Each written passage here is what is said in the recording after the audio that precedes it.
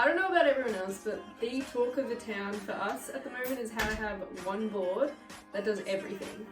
And it's this board.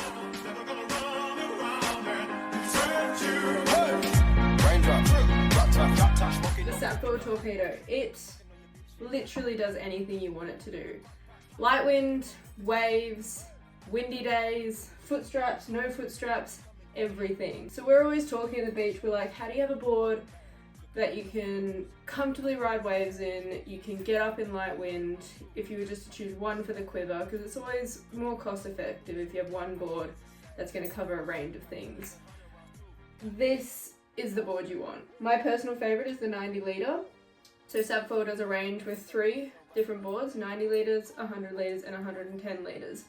So my favourite being the 90 litre, it's 90 litres and it's 6'1" by 19, and it's just a really good length and width for doing everything.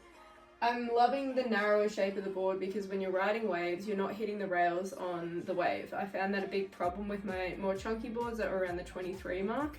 You felt like when you leaned it over, it would just hit the rails, catch and pull you over.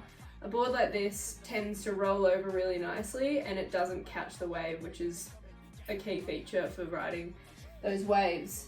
The longer shape means your starting position is so much easier to get up. You keep the board flat, bit of speed with your wing and the board will just pop up and off you go. That longer shape also means your touchdowns, you touch down and you pop back up off the water really easily. Doesn't grab, doesn't pull you down, never nosedives, which was always a huge problem for me, and that's just a really nice few features to have when you're trying to get up, especially in light wind, because you need all that movement you can get to really just take off. If you're worried about the board grabbing or sinking or nosediving, it makes it 10 times harder to get up. So I guess one of the key features and one of my favourite things is actually the thickness of the board.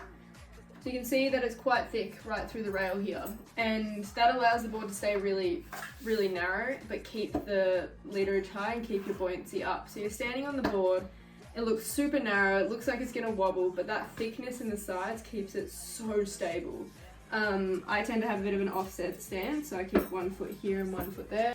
So down here on the surf coast, obviously we love the waves, so we're riding boards without foot straps and boards kind of 90 litres plus to get in those waves, and that means that when your sole purpose is to get out and get to the wave, you're riding toe side, and you can swing your feet so that you point the board as high into the wind as possible. And that's another thing these boards do really well. They point upwind really high.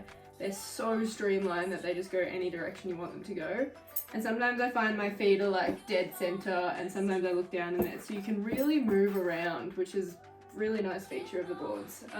This board turns so nicely. I think my favorite thing about this board is in the waves, and I was always a short board person in the waves. I was like, keep it short, keep it chunky, and all of a sudden tried this, never went back.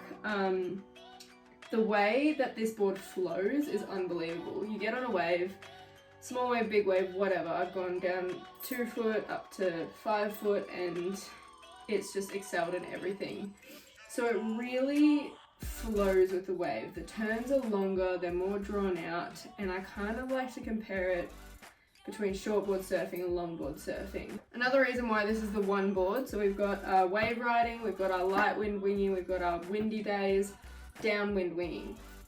Using this board to wing downwind is unreal. So you kind of barely need the wing. You use the wing to just pop up, pump up, and then off you go. So I like to downwind with about, small of a wing as I can go, about 3 meters if you can, and then that way it's tiny, it's out of your way, and you're relying entirely on the board and the foil.